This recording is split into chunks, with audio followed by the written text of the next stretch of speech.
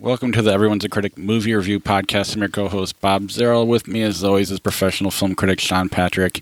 And joining us this week is Zach Covemaker. Is it? Yep. I'm going to ask you that every time. You're going to get it one of these weeks. 3 years later, I'm still going to be like... I'll just wear it on a t-shirt next time. And then he'll ask you to pronounce it. Damn it.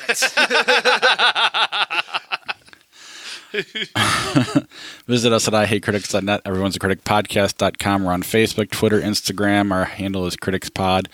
Like us there. Share the show. Tell your friends. Subscribe on Apple Podcasts, Stitcher, Spotify, Alexa, Google Podcasts. And like I said, tell your friends, rate and review the show. We'll read your reviews on the air. We did get one review. It was a 5-star, and it was like one word. It was just like pretty good or something like that. Let's see here. Pretty cool. Cool. So it's 2 words. Good. Or hey, this is pretty cool. The headline was pretty cool. The description was, hey, this is pretty cool. And that's our 5-star review we got. Right. Hell yeah. Succinct. Yeah. Leave a review. We'll read it on the air. If we're going too fast, it's because my house does not have air conditioning, and it's been in the hundreds this week. It's now in the mid to upper 80s, so we're fine. We're having a cool day. But Sean does have pants and a button-down shirt on, so... Looking suave as hell. For now, until he's going to have pit stains. And even better. It's going to happen. I don't sweat. I do. So yeah, there's that. Patreon, if you want to be a Patreon supporter, head over to ihatecritics.net/Patreon to get yourself a credit on the show. And then there's the podcast merch also at ihatecritics.net. You can click on the link there. If you want to donate via PayPal, you can do that as well at the link at ihatecritics.net. A bunch of trailers. We'll start with It 2. It 2, yes. So this is pretty tremendous. You know, we got a little bit more of the cast this time, and a little bit more of a look at Pennywise this second time around, and yeah, I was pretty impressed. And it was a shame it had to come out this week. It got completely swamped, but then everything did by the one big trailer this week. I was doing a radio shot that I always do for Bloomington, Illinois, and they called me up and they're like, "So, hey, the Top Gun trailer this week." I'm no, you don't understand. There's another trailer. Like, yeah, but no, you don't understand. There's a more important trailer this week. And it wasn't this. It wasn't this one. Literally everyone's more important than Top Gun, in my opinion. But let's go to Top Gun. I mean, I could care less, personally. It was funny. I was at dinner last night, and I was sitting next to this woman, and she said to me, have you seen the Top Gun trailer? And I'm like, yeah, whatever. She goes, I think it's a recruitment for Space Force. I think they're recruiting for Space Force. I'm in. I'm now seeing it. I'm down. I want to see Tom Cruise fly to space. Yeah, I don't know. I'm not a big fan of Top Gun to begin with. Yeah. So I don't understand the point or purpose of a second film here. I don't know how. Yeah, I mean, even the people that like it now are halfway laughing at it. Right? Still, even if though they like it, they are kind of laughing at certain scenes, and I don't know. I'm sure it'll be a huge hit, but I like Top Gun. It's a guilty pleasure movie. I'm just like, it's the same movie. I'm going to watch it, but it's just going to be something I'll watch at home. The goose is dead. What's the point? Yeah, well, we gotta get his gooseling in there. I think his son's in there. I think like Zac Efron. Oh, I hope it's Ryan Goosling himself. yeah, I don't know. When it dropped, I don't know. There was 2 other trailers way bigger than this for me, so I didn't even care a little bit. Even Cats was bigger than this for me. That's the one I was talking about before. It was like, have you seen the Cats trailer? Yeah, but have you seen the Cats trailer? And because the second after I saw it, I'm like, I need to talk about this all the time. Yeah. It's the strangest, most dissonant trailer I've ever seen. I mean, at once you've got CGI hair all over these actors to make them cats, but then all of the women have breasts, and it's weird because I don't know if cats don't have breasts. What women do. Are they cat women? Or are they cats?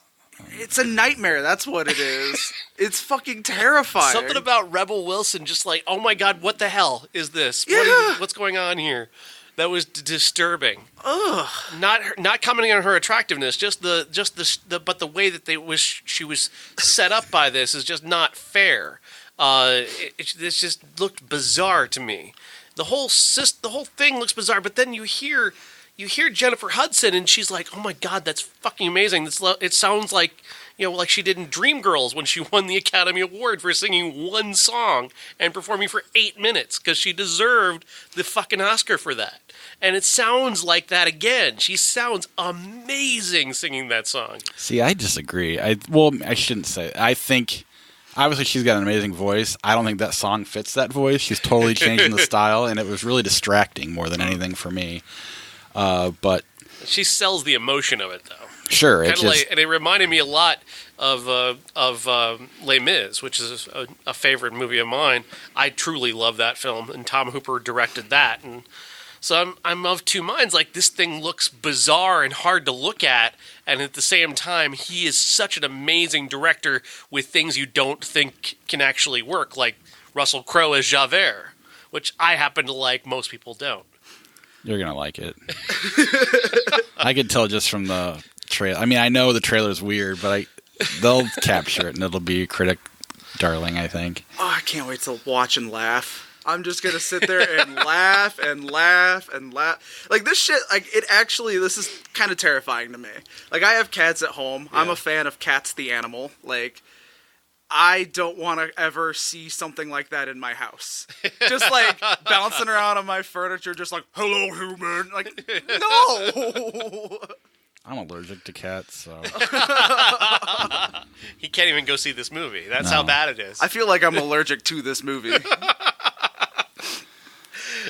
Taylor Swift is in this movie, and she was making me very uncomfortable. This is gonna start so many fetishes. There's a weird fetish thing going on. It really is. Like, there's gonna be some kind of weird fetish that comes out around Taylor Swift. See, I feel like the Dean in Community. I hope it doesn't awaken something in me. Like, this scares. Like, their hands, man.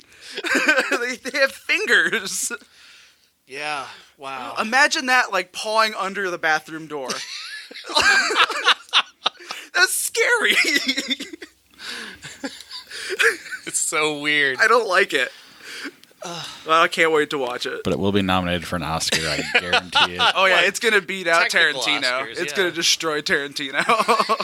And I'm going to be real sad. All right. And Midsummer's not getting nominated. So no, that's... It's a comedy. It's the stupid. Academy Awards don't matter. No, I agree. And then I guess I can do this one alone. 3 from Hell. This trailer was phenomenal. I mean, even I was texting with Josh back and forth. He loved it too. Really? I mean, again, you have to.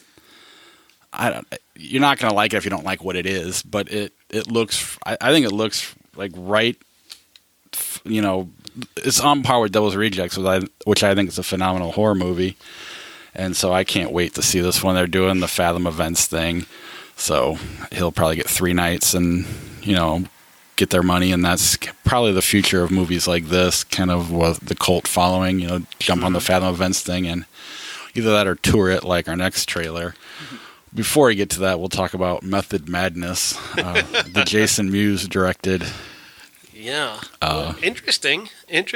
I may have an interview with him coming up very soon, which is weird to think, considering his life and career, that he's actually going to be doing a radio tour for this movie. It's him kind of trying to explore his career and acting, and I love how it makes Kevin Smith the villain at a certain point, which is fun. But you can also just see Kevin Smith go, well, no, we're going to do it this way. Yeah.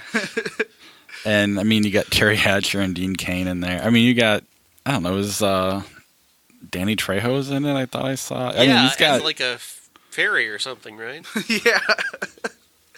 I'm excited for this. It looks bizarre. It looks way up my wheelhouse. I can't wait. I love me some Jason Mewes. And I don't mean that to say that his character is gay and like very effete. I think he's actually literally a fairy in the movie. Yeah. I just want to make that clear. That was my perception of him. Yeah, I mean, it's not going to be for everyone, but I don't know. I feel like I'm going to like it for what it is, or at least I'm going to enjoy it for what it is. Mm. And then Jay and Silent Bob Reboot. To me, the biggest trailer of the week. Right? Screw Top Gun. I laughed a lot. I laughed. I just there's so much nostalgia and just love built up for this whole universe and these two characters, and there was nothing they could do that was going to be wrong for me. But then on top of that, you throw in the Ben Affleck popping in there, yeah, and how good that so makes great. all of us feel, because he does such a good job, Kevin Smith, of making the movie more than the movie. Yeah. And so you know that they didn't necessarily have a falling out, but they just kind of went different directions, and they haven't been friends in a long time. And they got to kind of rekindle their friendship over this movie, and that alone just kind of adds more to the trailer, even though it's not part of the movie. Right. It kind of is. Yeah, and then I loved seeing Jason Lee. You never get to see him anymore. Right. Supergirl's playing Chronic in the reboot portion of it, which I'm in. That's going to be bizarre to see. Seeing Supergirl flinging around a bong lightsaber. Yeah. Take my money. Well, even Brian Quinn from Impractical Joker is popping up in there. Yeah. Where he started was working for Kevin Smith. That's how he got his start. So it's kind of cool to see him almost become more famous than Kevin Smith and then pop up and do a cameo in the movie. I don't know. I'm sure it's not going to be what it used to be, but it's still going to be fun. And the way he's doing it is he's taking it on tour, and that's how we're going to get to see it in the theater. I don't know if it's going to actually hit theaters or not after that, but it's going to be in a Fathom event. Fathom event type I think it's thing like too. 2 separate days, and then he's going on the tour. No, that's going to be fun. He's coming to somewhat to our area, so that'll be getting my tickets a good this time. week. I'm pretty pumped. Nice. Already got them. Let's get to our movies then. We'll start with The Lion King. Yes, okay, The Lion King. Jon Favreau directing the remake of the 1994 animated movie with the voices of Donald Glover, Beyonce, James Earl Jones, John Oliver in there as well, along with Timon and Pumbaa, played by Billy Eichner and Seth Rogen.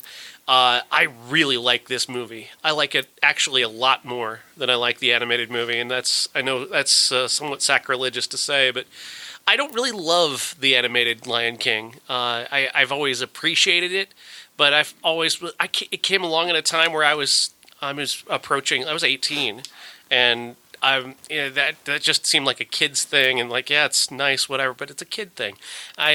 I also was getting into radio at the time, and so Elton John was everywhere on the radio, so I came to hate Can You Feel the Love Tonight and Circle of Life. I really began to just despise those songs.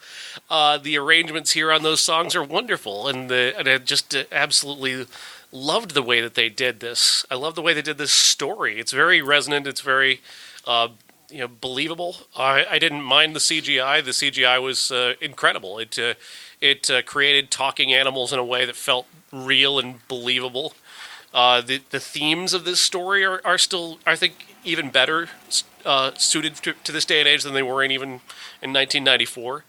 We're talking about a very strong environmental theme. You know, when Mufasa is talking about the circle of life, he's really talking about essentially two philosophies of politics. When you're talking about one side that wants to just use everything while we're here and just, if we don't care what happens later, and the other side going, no, you need to sustain this and let this, it all works together in a circle, and it's all important, and everything's important, and we all raise up everything, as opposed to just destroy everything now and don't worry about it because we're all going to be dead in 100 years.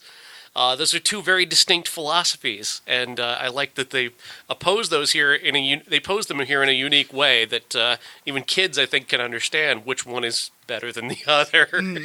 But I really thought the music was better. The arrangements are very modern, and the changes that they do make are really smart. The best one, I think, is "Be Prepared," the song that Scar sings in front of the hyenas. In the original, it's a little bit longer. It's more of a pop song, which is a very odd choice for Jeremy Irons' voice because he can't do a pop song. So he's singing in that thick English accent over a pop arrangement, and it just sounds strange. Here they turn it into this operatic dirge, and they get right to the point of the specifics of what Scar is after. And Chiwetel Ejiofor is grand and big and epic, and it makes Scar feel like that much more of a threat and dangerous, and I really like that. And they'd also deepened the hyenas a little bit more, because in the cartoon, they're very cartoonish and rolling around, and none of them is the leader. Here they've got a leader. She's very serious and she's very deadly, and it creates just a better dramatic dynamic for the hyena characters. And I really enjoyed that. Yeah, Be Prepared shocked me. I didn't actually expect him to sing at all. Like, I knew that they were pretty much doing the shot-for-shot remake, but being as intense of an actor as he is, I can't pronounce his name, but I didn't expect him to sing whatsoever. And Be Prepared hit, and like he said, it felt less like they were just, like, snapping their fingers, ready to go to battle. It was more just like, dude, we're going to fuck these people up. We're going in there, we're taking them, I'm going to kill my brother, it's going to be awesome. Like, that was a good movie. It was a great time. Seth Rogen as Pumbaa was probably the greatest choice I have ever seen. Like, yep. Oh man, Timon and Pumbaa are like just absolutely perfect. I grew up on the cartoon. It came out when I was tiny, and I didn't expect to have this many feelings for this movie. I didn't expect to like enjoy this like quote unquote live action form. Right. It was tight. It was interesting. The Hakuna Matata is the way that Jon Favreau did it was he took Billy Eichner and Seth Rogen and had them sort of watch the CGI lions, and then he kind of edited it in a way that allowed them to riff a little bit. So instead of just doing a straight remake of Hakuna Matata, just as it was done by Nathan Lane and Ernie Sabella, they were actually able to riff a little bit and get in extra jokes in there and play it more to their voices, and that really is a great advantage that they have over what they were able to do in '94, where they had to stick to what was animated, and so that added another range to this that really makes this movie work. Yeah, and the couple jokes they were able to slide in during that segment were awesome because they were almost making fun of like the song in general and like the transition and everything. Pumbaa had a really good joke in there, like It was a good time. I'm glad they did that. Those guys, like, from what a friend of mine actually told me the other night that apparently they didn't finish the movie until last minute, and I'm glad they were able to have their time, do what they wanted, slide in this, slide in that, because like what we got was like perfect. Why do critics hate it? I think it's just nostalgia for the original. I mean, if you read a lot of the reviews, right, most of them are reviewing the original movie, and then they're reviewing Disney's constant recycling of their materials, and I've done that too. I did that with Aladdin and Jungle Book, sure. So I can't say I'm any better, but there's a lot of what's the point reviews that I've noticed. And what's the point? Well, it's a much more resonant now than it was in '94 when you had a different sort of leadership in the country. It takes on a different vibe this time. Yeah. So it's a little bit more relevant. It's also a little bit more. I mean, they modernized it very well with Beyonce and Donald Glover in those two lead roles. I mean, those are important choices that they made there, and it makes "Can You Feel the Love Tonight" a little bit more resonant as well because it is so modern and so. Two massive stars singing to each other, whereas in the first film, it was two Broadway people who were not the voices of those characters. Right. It was you're transitioning from Matthew Broderick to suddenly there's a Broadway guy singing, even though Matthew Broderick can sing. I never understood that. Yeah. But they don't have him sing in the movie. It was strange. Yeah. I mean, and to me, Favreau is at worst. He makes watchable movies, so even if it's not a great movie, at least it's a watchable bad movie. So he seems like the perfect guy to do something like this, and it is also kind of refreshing to see that critics aren't afraid to give Beyonce a bad review, because that was what everybody was most shocked about, I guess. But I mean, of the four movies we're going to talk about today, this got the worst score. find that so weird, but yeah, no, I think it's just people are very much tied to their own nostalgia and their own opinion of the original, and they, and they're also people are growing tired of Disney recycling effort. Yeah, I can't wait till they run out of those to remake, so that way we can start seeing some original stuff for a little bit. Like, I'm, for the most part, on board with these live-action ones. I still haven't seen Aladdin, but Beauty and the Beast was better than I expected, and I enjoyed this and Jungle Book, so... I'm just holding out for Return of Jafar. Oh, God. See, that's a joke, but you really...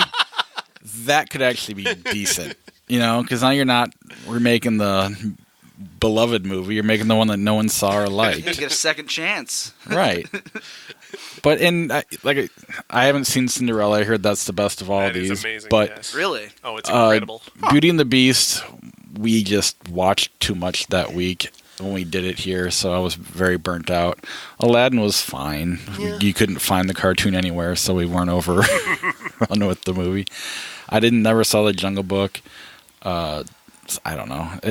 I get it. It's all money making, so it is what it is. From an accounting perspective, you understand. You get the numbers, just not the substance. I just wish they would make it a little different, make it their own, which it sounds like they did with Cinderella. They didn't really do that with Aladdin, other than Will Smith got to kind of be his own genie, I suppose. And it looks like maybe they kind of did it here, but not enough. Just it's pretty much the same movie, just with better voices and song. I don't know. But I didn't see it because my son saw it with my mom, and I couldn't go. So, what were the numbers? Did you see the numbers? It was like 115 million or something. 185, actually. 85. I mean, I'm looking at one day. Yeah, I just pulled it up here. That's impressive. Yeah. 185 is big money. It did 45 million alone just today. Please go see this movie, people. Don't just read reviews and just automatically hate it. It's a good time, I promise. Sounds like they did. Well, we were going to skip this movie, but it's the highest rated movie of all the four we're going to talk about. So I'll just briefly mention it because Sean hated it. Crawl. 84% on Rotten Tomatoes. What the hell? I don't get it. I don't Critics and not like 3 reviews, like 113 reviews that like Holy a really shit, high. That movie looked bad. I don't know what they saw in it. I was not impressed by the special effects. I was not impressed by the stacking of the odds in this movie are ridiculous. One guy gets his arm ripped off by the gator, but then another character, her arm is literally inside the gator, and she's able to fire off a gun repeatedly to get the gator off of her arm. I'm like, why didn't it just tear her arm off like it did the other guy? She did not skip arm day. One guy gets bit in half, but then her leg doesn't get bit off when she gets her leg in the gator's mouth. Like, make up your mind. What are your odds here? I don't understand. There's just no. It doesn't set up a scenario where these characters could reasonably survive, even in the universe that it creates. Yeah, everything I'm reading is basically they're just calling it fun.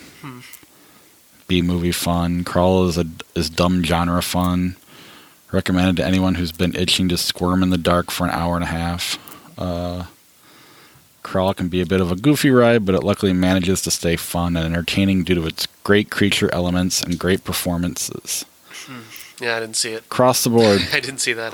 I'm hoping this goes to Netflix. I don't want to go out of my way, but I'll watch it. To be fair, though, I mean, this is a week after seeing Midsummer, which you're just kind of...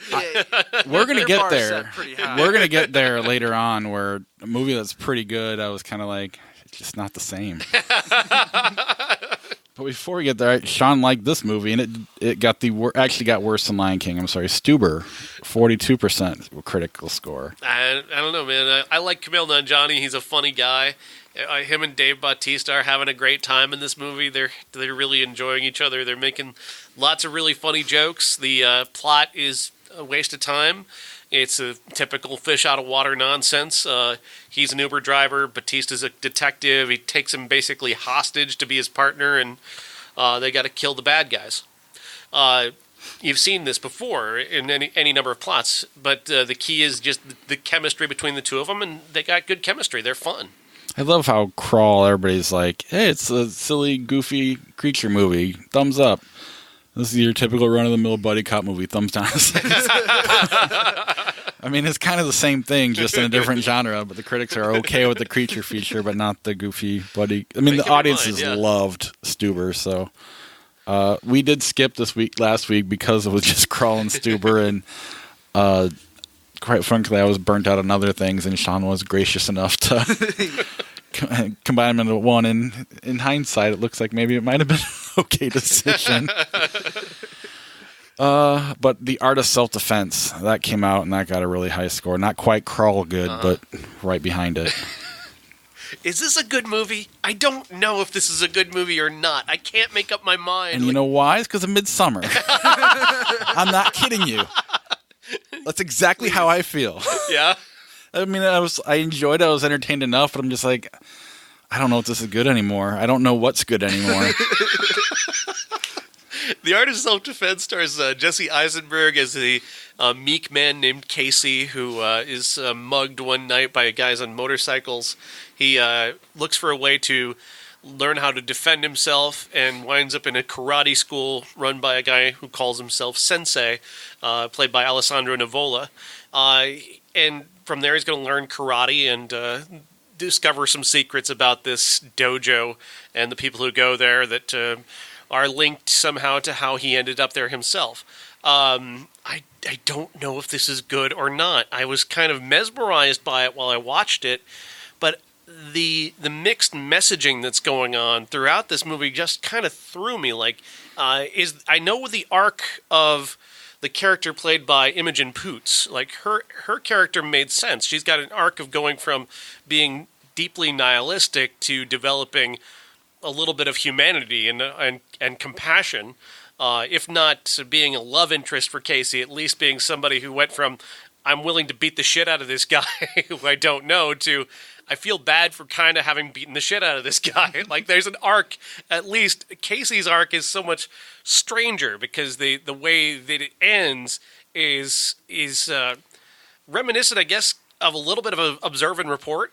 A little bit. Well, like, there's a little bit of Jody Hill throughout, but not quite not Jody Hill. Yeah, not nearly his level of sense of humor. Well, it's weird because with the classic we're going to get to, plus observe and report, and then this, it's like 3 different unreliable narrator stories, but I don't know. Like, I don't know what the point is. Yeah, that's what I'm struggling with. I liked it mostly because back when I was a young man, I took classes at a Korean fight school. It was like a Kuksu Won, I think it was called. Yeah, it was weird. So I kind of saw like this like whole world, and it's a strange one. It's one that I respect, so I don't want anyone out there getting mixed signals or anything. But yeah, it was fun watching this weird karate cult, like this weird like fight club like thing going on, and it's been a while since I've gotten my like weird hipster comedy fix in, right? And this kind of like scratched that itch for me. Like, I don't understand what they were going for either. Yeah. Like, I don't know who's supposed to be the good guy, who's supposed to be the bad guy, really. They all just kind of suck in different ways. But yeah, you got a feeling Josh would hate this movie. Well, and I wouldn't blame him because I've never done karate or anything, but it seems like this movie doesn't respect that. I mean, I from what I understand, most karate is not really dude bro-ish. Yeah. No. And the sensei definitely has that, but at the same time, you know, he's like, we got to listen to metal. Well, they don't listen to metal either. They listen to like AC/DC and Metallica. So the guys listen to that are little scrawny kids in their basement. So it's a lot of the things aren't consistent. So I don't really know what the point is other than the presentation of each of these things individually, like the belts. He gets very obsessed. Casey gets very obsessed with the belt system, and once he gets his yellow belt, moving up from his white belt to his yellow belt, he wants to wear the yellow belt all the time, and that's a kind of a comic thing. And then he gives belts to everybody else that they can wear every day, so they can feel like they're wearing their belts all the time. And I kind of like, there's little detail like that I kind of buy into. Right. And there's elements of like critique of like toxic masculinity, which is the whole kind of modern part of this. But is this a modern movie? I don't know. Where does this movie exist in time? Are there cell phones in this movie? I don't know. I don't remember seeing it. It seemed like it was like an 80s movie. Yeah, Kinda it was like did. 80s, early 90s, because I saw there was a cordless phone. That was like pretty much the only tech I saw. I think he has an answering machine. And his computer was very... But they do nothing to establish the time frame No. of this movie at all, which I don't understand. Why are you doing it that way? If you're going to do that, you should set it in the time and make it make sense as part of the story. And they don't bother with doing that. And it's kind of like there are details that really they paid a lot of attention to, that they gave a lot of weight to, and then there are other details that they didn't give enough weight to. Well, yeah, and in the toxic masculinity, it's like, well, pick something that's masculine, like football or something. Or, I mean, this is kind of like, maybe they took the Cobra Kai and used, this is all what all dojos are like. So we're You going don't to go need there. YouTube Red for this. Right. So, but at the same time watching it, like I enjoyed I enjoyed the presentation, like Sean said. The performances were fun. The sensei was entertaining. It was cool to see all the interaction. It just, when all was said and done, I'm just like, I don't know if this is good or not. Yeah, everybody seems to be doing something very odd throughout the movie, and there's no straight man in the movies. I mean, Casey's kind of he's obviously the protagonist, but it's also Eisenberg doing a lot of ticks and a lot of Right. performative stuff, and there's nobody there that you can grasp onto as a normal person. Well, yeah, and like at the end of Observe and Report, you're just like, oh my God, what did he do? And then it all it's all from his point of view. It all makes sense. This one is just kind of... Well, that movie is heightening. Right. It's it's constantly finding another level of weirdness to go up to. This movie stays at pretty much the same simmer the entire time, with maybe a couple bubbles of crazy here and there, until an ending that blows up for a second and then nothing. It just fizzles. And it doesn't do it the way Taxi Driver does, or the way Observe and Report does. So it doesn't. I don't I mean, the same kind of thing happens, I guess. And all of a sudden they just move on like nothing happened, even though he murdered somebody. Spoiler alert. But Yeah, it got like that scene was a little dark too. Like there was like one gross element I won't spoil on here that I was just kind of like, all right, sure. But at least with Observe and Report, even while it was heightened, it was still, you were in Seth Rogen's head, his character's head, and you were just, he's got, he's not stable mentally, and you believe that he believes what he's telling you. Right. Here, it was just kind of, it just wasn't as focused, I guess. Yeah, and like I said, it felt to me like just acting. I've got this beat that I'm going to continue to play throughout, as opposed to this is part of my character's growth. Whereas that's what was going on with Rogen. His character was constantly evolving throughout the movie. Casey doesn't really evolve; he just kind of explodes at one point. Right. Yeah. But I have much more to add, so let's move on to our Undisputed Classic, Taxi Driver, which we initially had for last week's episode, Stuber, but it kind of does go hand in hand with the art of self-defense in a weird way. In a weird way, yeah. Taxi Driver, 1976, Martin Scorsese, and starring Robert De Niro as a taxi driver named Travis Bickle, who is allegedly a Vietnam veteran who's back at home now driving a cab because he can't sleep. He drives through the streets narrating to himself horrifically racist things, running down the city. He likes to frequent porno theaters because he doesn't understand that that's not a normal everyday occurrence. Do we even have theaters like? They don't have theaters like this anymore, do they? Anywhere? I don't think these exist. I don't know. Are there theaters that actually still show porno films? We'll investigate this. We're gonna start traveling around. We're gonna find the closest. There are porno stores theater. where you can go and they have rooms where you can sit in a booth by yourself and watch a porno film. I've seen those, which is that's creepy and gross. But this is probably creepier and grosser. Maybe, I'm not sure. I've never understood the idea of being in the same room with a bunch of people watching pornography. That is bizarre to me. Supposedly, Scorsese and De Palma would go and do this, though. Oh. That's part of why this is in the movie. It's part of why he keeps returning to it. Hell, The Departed. Right. I think he might be onto something, boys. I think we need to check something down. He loves movies. Yeah. He early on in the movie, Travis becomes obsessed with this woman played by Sybil Shepherd, who, I mean, wow. Sybil Shepherd is incredible, and what a performance too for a character that didn't even exist. It didn't have any lines when Schrader initially wrote her. She brings so much to this, and you can sense why a man would not merely glom onto her because of what she looks like, but just the odd manner that she carries. She gives this character such a strange and wonderful inner life in just a couple of lines. But on top of that, Albert Brooks, also sells it too, which makes it that much more. Between that and Travis Bickle off in the corner being really creepy, all three of those elements combined do exactly what you're saying. It's almost like a His Girl Friday is happening in the office, and then you've got Travis Bickle intervening on that and interrupting it, and it's kind of wonderful that way. This movie is very strange. I kept trying to put it into the modern box and try and figure out who Travis Bickle was in terms of our modern issues, and he really does defy any type of box that you want to put him in. Like I came down, I was writing kind of a thing about him over and over again about Travis Bickle as this. Obviously the toxic masculinity thing comes up, but I think there's also somebody called him an incel at one point in the podcast I was listening to, and I don't think that's right either. Not to knock the people who think that, but I don't think Travis Bickle hates women. I think he doesn't understand them. He doesn't understand how to talk to them, how to interact with them. I think he fits more of a mold of what in the internet culture today we call a white knight, the guy who comes charging in to protect somebody who doesn't need his protection. Right. Now, granted, you could say that he defies that too, because the Jodie Foster character does need someone to step in and protect her, because she doesn't know. She's 12 years old and she's a prostitute. Somebody needed to do something.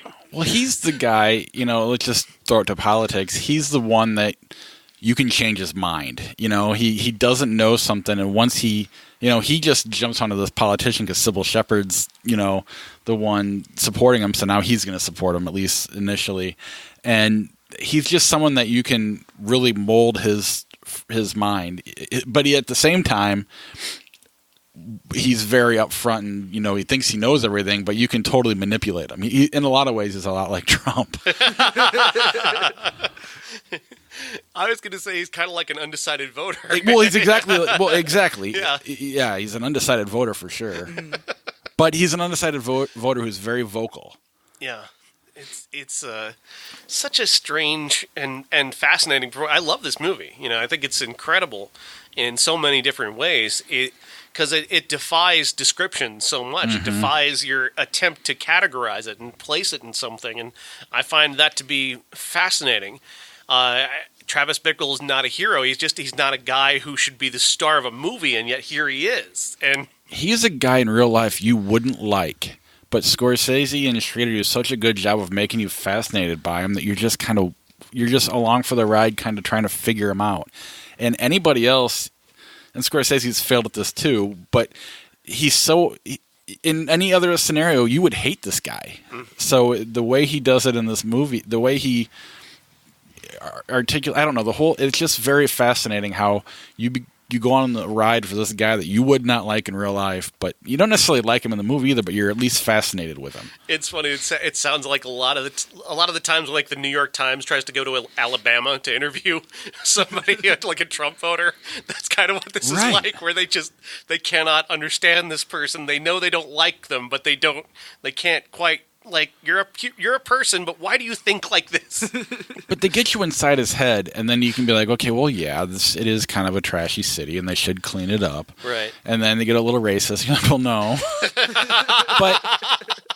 But you get inside his head, and you can kind of understand why he is the way he is, and then you can see his opinion changing, and you can see him. It's like being in a room with somebody who, like, they're talking about politics, and for a moment they sound reasonable, and then they go, then I'm going to kill AOC. I'm going to go find her, and I'm going to kill her. I'm like, wait, what? No. What? How did we get here? Right. But it's amazing that I ended up liking it way more, and I've always loved this movie, but to me it was, kind of like it is such a fine line that you have to walk before this movie falls off the cliff and turns into like that movie Scorsese made a couple of years ago with Leonardo DiCaprio and Jonah Hill. I can't remember the name of it.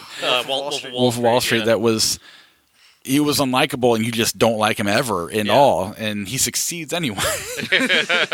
This one, it just walks this fine line, and it's just fascinating. And you ask, and with so many questions, you can never really truly figure it out. And part of me while watching it, especially with the art of self-defense and the fact that Observe and Report just kept coming in my head, was like, well, Observe and Report, I know what's going on. I figured it all out. Is this better than Taxi Driver? Because you definitely know that this is just an unreliable narrator. And I would say no, it's not, because Scorsese kind of takes you in the middle. Yes, Travis Bickle is an unreliable narrator, but you're not fully him. You're kind of observing him. You're not completely inside of his head. You're just kind of just outside of it. Then there's that one scene, obviously, that doesn't have Travis Bickle's point of view at all. So I don't know. To me, I end up liking it way more, and I love this movie, so it's a true masterpiece in my opinion. I watched it 3 times in under 2 weeks, so I'm probably at a list somewhere. I clearly need to rewatch Observe and Report. That movie is amazing. Yeah, it's been a minute. Like, I'm going to have to bust that out tonight. Have you seen Taxi Driver? It's been at least 10 years. It's been a long time. It's been long enough where I don't know if I can accurately talk about it. It's on Netflix. You should. Oh, it is? Yeah. Okay. Which is why I got to watch it 3 times. The thing that held me back is I didn't want to go pay for it. I didn't know it was on Netflix. Damn it. Now, I was fully prepared to buy it on Amazon if it wasn't. But I've got it on Blu-ray, but yeah, I saw it on Netflix and I watched it there anyway. I think I have it on Blu-ray too. I just didn't go digging. It is a fascinating movie. And like I said, he defies description. I mean, he's a horrific racist, but then he's I don't know. I wrote an entire backstory for Travis Bickle when I was working on trying to understand him, and I think I understand. Like he was abused as a kid. I'm pretty sure he had some kind of sexual abuse in his past that makes him think that taking a woman to a porno theater is a normal thing to do. That's first date. Yeah, that's a first date. Yeah, yes. yeah. You just throw him in the deep end. And I think his dad must have been a guy, like a real man's man, who threw stag parties. Do you know what a stag party is? Mm. That's where, in one of those things where guys get together and watch porno movies together, and I think that's where he kind of got that as well.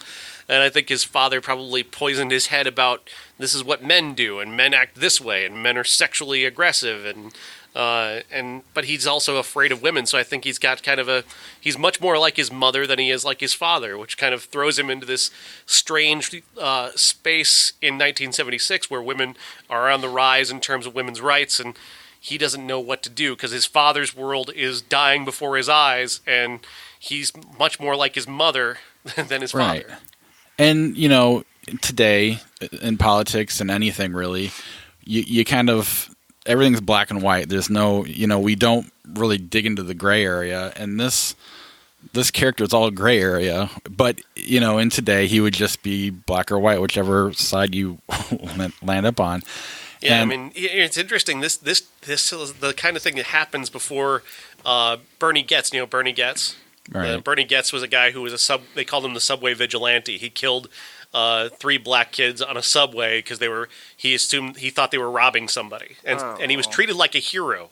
This was the 1980s. He was treated like this vigilante hero, and that's kind of what happens to Travis Bickle 10 years before that ever happens. Travis Bickle becomes this hero for charging in and killing these people who are holding this 12-year-old prostitute.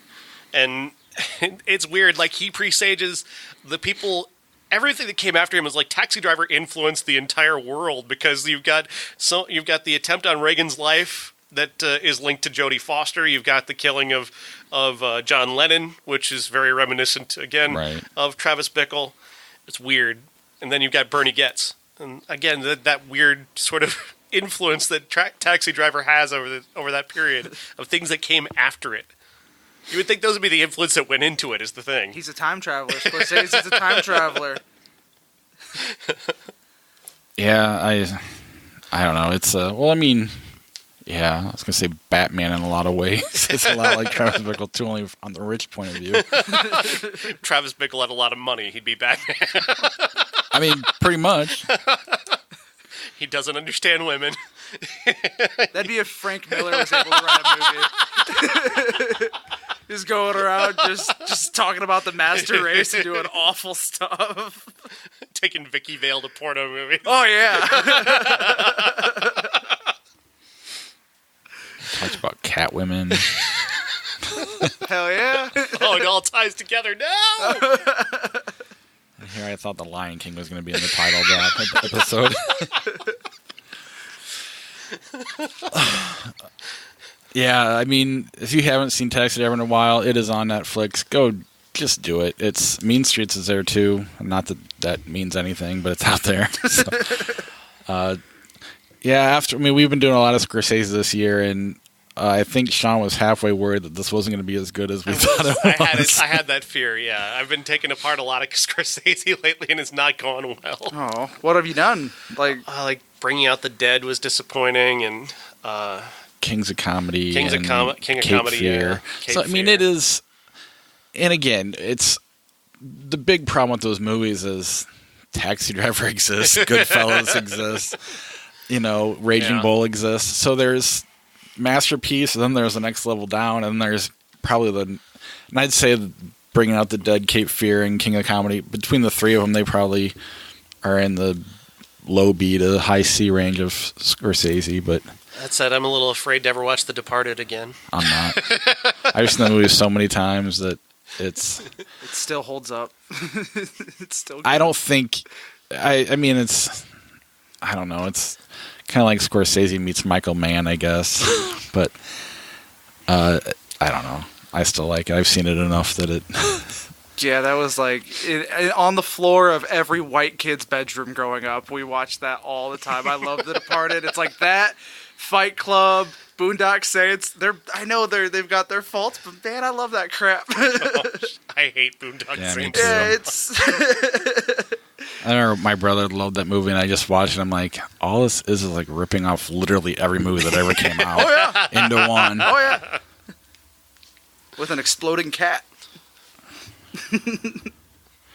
1989, when Harry Met Sally came out. We've spent a lot of time with that on an episode a while ago. But I do want to say though that watching it again this week, I did had kind of an epiphany about this movie, and I think I was critical of this movie like initially because of that whole men and women can't be friends thing, and how I feel that's kind of a toxic perspective. But watching it again this week, I kind of got it. Like, this movie isn't about it's about him learning the lesson that yes, in fact, they can be. That that it doesn't have to be about sex every time. It can be about this person, and in the end, him understanding that that's his arc, is understanding that men and women can have a platonic relationship and develop towards an actual relationship. In fairness, when we did it, I think you had that epiphany then, if I remember right. I don't remember. Because it started out, because that is how the movie starts, and it did kind of frustrate me too. But that, yeah, we ended up, I think we had a lot of good things to say about that movie when we did it as a classic. But you ever seen When Harry Met Sally? Long time ago. That one, it kind of gets balled up there with like Sleepless in Seattle and like You've Got Mail for Me. Like, I think I was like everybody shoves them in that same box. Yeah, I was showing them around the same time, so like that's another one I meant to get back and rewatch, but I didn't have If time we're going this to week. throw all those movies together and say they're Scorsese movies, When Harry Met Sally is in the Taxi Driver. Okay. And You've Got Mail's means there's King of Comedy. King of Comedy and Sleepless in Seattle's Mean Streets. I don't know. Gotcha. We'll knock out Eat a Bowl of Tea. Ever heard of that? Okay, that came out. License to Kill, James Bond movie. Oh, it sucks. But then I've had that opinion of pretty much most of the Bond movies that we watch. Is this Timothy Dalton? Is that who this is, or? You're asking me. Who's Timothy Dalton? Oh, man, yeah. Is this when Ben Mendelsohn was James Bond? He might have been. I don't know. This sucked. And then UHF, which, I'll be honest, this is my hot take of the week. I'm not a Weird Al fan. Yeah. I'm the only one that... And here's why. There's too many people in my life that said, you know what, I like Weird Al better than the real songs. And I'm like, fuck you. That's not fair. That's not cool. That's not even funny. And so therefore, it's hard for me to. I mean, I think Weird Al would be offended by that as well. But anyway. Yeah. I love this movie. I watched this movie dozens of times, and it makes me laugh every time. It's flawed. I mean, it's not particularly well made. It doesn't have a really strong story, but the individual pieces, the individual gags are just sublime. I mean, just the fire hose. It's so fucking stupid, but it just gets me every single time. The dude teaching the poodles how to fly. Right? Yeah. What? That big pile of dogs outside his window. They filmed that for a 1 second visual gag and it's gone. I love that. This is so dumb. Just the Indiana Jones bit at the front is just hysterical. I mean, I can't get enough of this movie. I can't get enough of Weird Al in this movie. He's hilarious. The songs are weird. The fucking that I never realized just how perfect Money or Nothing fits in with the Clampets. Yep. It fits so perfectly. I never realized it. Oh God, yeah. There's the little touches. I mean, Michael Richards is amazing in this movie. Yeah, he maintains that energy throughout the entire movie. Mm-hmm. Like you can't even how did you do this? That it looked like it physically hurt to maintain that level of energy. Yeah, like this movie came at me. I was introduced to it young, and this just fucked me for life. Like this, I got introduced to this level of weird, and then I'm in. This is Tim and Eric before Tim and Eric. It's beautiful. Yeah, I was 13 when this came out, so I'm like, this is me. This is my movie. Hell yeah. I'm amazed there wasn't more of this. I mean, I know his music videos are kind of goofy, but because this was such, I don't know how big of a hit it was at the time, but it definitely took on a life. It wasn't a hit. It wasn't a hit at the time it came out. It kind of died pretty much immediately, and then kind of lived on video after that. Mm-hmm. But Weird Al's died several times to come back. So I mean, I'm surprised he hasn't done more like this. Because I don't remember it being that expensive to make either. So no, I can't imagine it cost too much. He does a lot of similar stuff to that on the Comedy Bang Bang show because he got thrown in there in the later seasons, and he had a TV show for a little while on MTV. Really? Yeah, I remember that. Yeah, the Weird Al show. But he spends most of his time touring. Right, and I don't hate Weird Al. It's more of the fans, kind of like Star Wars and everything else. People tend to ruin things for me. He seems like a pretty cool guy. I watching interviews with stuff with him, but very down to earth, like very normal guy. I dig that, and he doesn't. And the thing about that makes his music so much fun is that he does not hate the music that he's poking fun at. He actually genuinely likes it, and you can sense that. He just finds the absurd part of it and is able to do something with that absurdity. And he's very clean, too. It's not, Tenacious D, every other word's fuck, and it's hilarious, don't get me wrong. But the fact that he can do it in a very clean way and not have it be childish, or it's childish to an extent, but it's still, I know a lot of adults that like Weird Al, so. I love that he's, open to making fun of himself. He popped up on an episode of 30 Rock, I'm sure. Have you seen that one? He literally makes a parody song of one of the characters. That character gets mad and then does a parody song that can't be parodied, and he makes a serious song about the troops. It's just, oh man, I love this guy. He's brilliant. I mean, the Naked Gun cameos are just wonderful. Just him just getting his ass whipped, or him being the most beloved entertainer in the world. So great. Yeah, so that's UHF, that's 89, that's the show. Next week, we got Once Upon a Time in Hollywood, and we're going to do a Tarantino deep dive, and I'm sure there's something that'll pop up in the theater as well. Perhaps. If not, we'll watch as many Tarantino movies as possible. Ooh, that's going to be hard. Yeah, it's going to be hell. Yeah, that sounds awful. So that'll be fun. In 89, some great movies came out. Babar the movie. I don't remember what the name of that elephant was. Kiki's Delivery Service. Friday the 13th, 8. Jason Takes Manhattan so far. Probably the best movie of the three. And then, obviously, the classic Turner and Hooch. Oh, wow. So it's going to be a Tarantino-heavy episode, Yeah. which will be fun in and of itself. I think the one I haven't watched recently is Jackie Brown. That's the only one I haven't watched in the last 2 years. Yeah, probably not. If it's on Netflix, I usually the one I watch the most, obviously, Pulp Fiction. I just keep going back to that one. But I've been meaning to watch True Romance lately. I've been kind of having the itch for that. I know technically he didn't direct it, but that's a Tarantino movie. Yeah, it'll be fun. I'm looking forward to watch it, especially once the air kicks on. But before we go, I want to thank our Patreon supporters, and we'll start with our key grip level, Charlie Messing, and the Hall of Famer, Jason Bryant. And our character actor level, we got Josh and Beth Paul, Christina Cato, and Cousin Jeff. And our special effects level, we got Sarah Morrell and Corey Finneran. And then our movie star is Dave Sievers. If you want to be a Patreon supporter, head over to ihatecritics.net/Patreon to get yourself credit on the show. There's a PayPal link there, and there's also our merch. If you do buy our merch, take a picture of it and share it, and so we can share it as well. Subscribe to the show, rate and review the show. We'll read your review on the air. I know it's hot. Do you feel like playing Flick Shred at all? I know you have a new thing that we eventually need to look into that I just forgot about till right now. That's all right. Yeah, I'm up for it. I'm down. Gotta actually go to the site, though. It's a ranking site that looks kind of neat and fun once we... Yeah, I can't remember exactly probably what could introduce it next week with Tarantino. Yeah, it's an interesting one where you can put in your own movies, and then you have to vote yourself as to what you prefer, and then it ranks them, gives you a full ranking of them. Little Miss Sunshine, Blade Runner, 82. Ooh, Jesus. Man. Blade Runner? Little Miss Sunshine.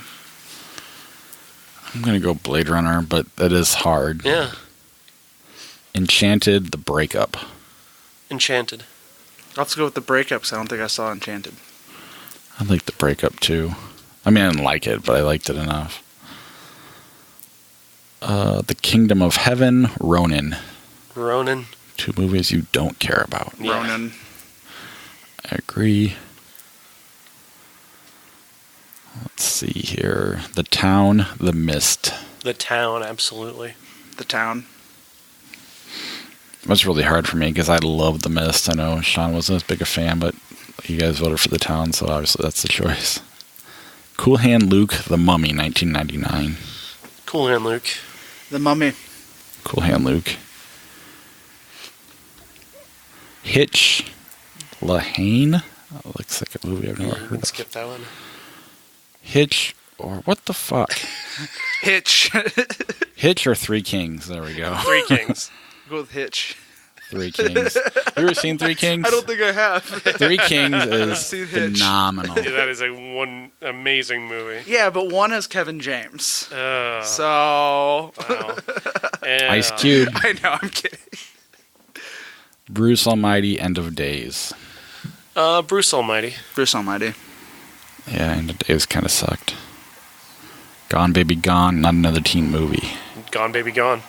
Not another teen movie. Gone Baby Gone. Although I do like Not Another Teen Movie. I know I'm in the minority there. It's a guilty pleasure. It has not aged well. I disagree. I think it's fine.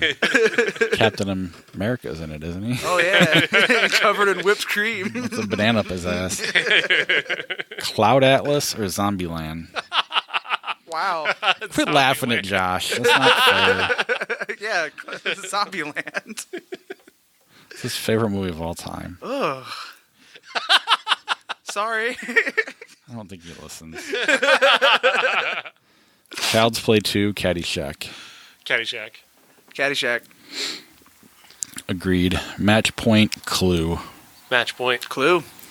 Match Point is amazing. Love Match Point. Made me fall in love with Scarlett Johansson, which wasn't hard to do. But Addams Family Values, Alice in Wonderland, 2010. Addams Family Values. Addams Family. Sure. Arachnophobia, Resident Evil, Apocalypse. Arachnophobia. I'll go with Arachnophobia. Agreed. Lord of the Rings, The Two Towers, 28 Weeks Later. 28 weeks later. 28 weeks later.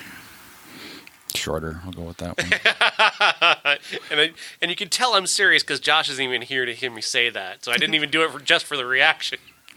Here's one for Josh. Alien, or I now pronounce you Chuck and Larry. It is Alien. Yeah. Frankenstein 1931, Crocodile Dundee 2. Frankenstein. Crocodile Dundee. It's Frankenstein. Just for that one scene alone with the little girl. Girl, yeah. Analyze This or Wedding Crashers. Wedding Crashers. Wedding Crashers. I'll go Analyze This, but I like them both. Uncle Buck, The Thing. The Thing. The Thing. Agreed.